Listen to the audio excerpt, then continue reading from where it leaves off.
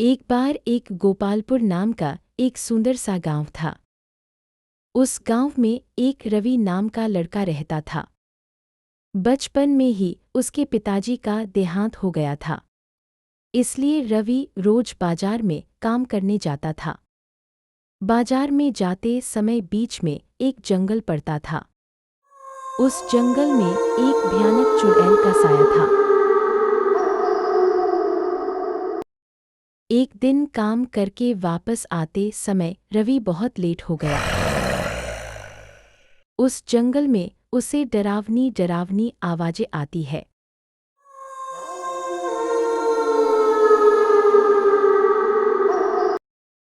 ए लड़के, तू इस जंगल में अकेला क्या कर रहा है? तुझे पता नहीं है रात को मैं यहाँ घूमती हूँ। मेरा नाम रवि है। मैं बाजार से कम करके वापस आ रहा हूँ। आज मैं लेट हो गया हूँ। प्लीज मुझे माफ कर दो। मैं आज के बज कभी यहाँ नहीं आऊँगा। जो एक बार इस जंगल में आ जाता है वो कभी लौट कर वापस नहीं जाता। मेरा इस दुनिया में मेरी माँ के सिवा कोई नहीं है।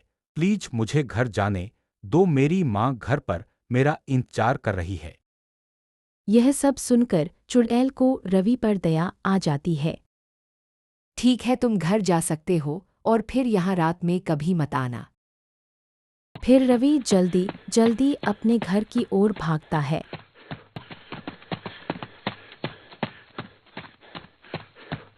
तुम आज इतने लेट क्यों हो गए? तुमसे कहा है न, काम से जल्दी आ जाया करो।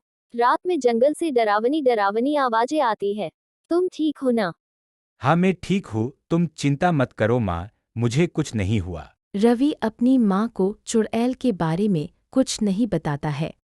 कुछ दिनों बाद उनके घर पर साहूकार आता है और कहता है। रवि, घर के बाहर निकलो। फिर वे दोनों घर के बाहर निकलते हैं। तुमने पिछले महीने 10,000 रुपए उधार लिए थे। मुझे वो पैसे वापस दे दो, नहीं तो मैं तुम्हारे घर पर कब्जा कर लूंगा।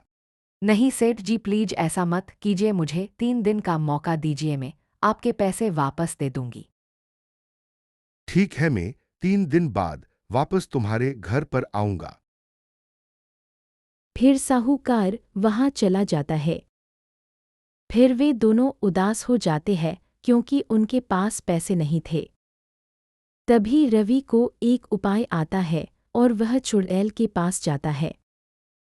ए लड़के, मैंने तुझे मना किया था ना इस जंगल में आने से, तू फिर आ गया। चुड़ैल आंटी, मुझे पैसों की जरूरत है। क्या आप मेरी मदद कर सकती है? ठीक है, मैं तुम्हें कुछ पैसे दे देती हूँ। मैं इन पैसों का क्या करूंगी और तुम्हें जब भी जरूरत हो तब मेरे पास आ जाना। थैंक यू चुड़ैल आंटी। फिर रवि वापस अपने घर आ जाता है। कुछ दिनों बाद साहूकार फिर उनके घर आता है और उनसे पैसे मांगता है। तुमने 3 दिन बाद पैसे देने का वादा किया था। अब मेरे पैसे वापस कर दो, वरना मैं तुम्हारे घर पर कब्जा कर लूंगा। फिर उन्होंने वादे के मुताबिक साहूकार के पैसे दे दिए और वे दोनों अपने घर में खुशी खुशी रहने लगे।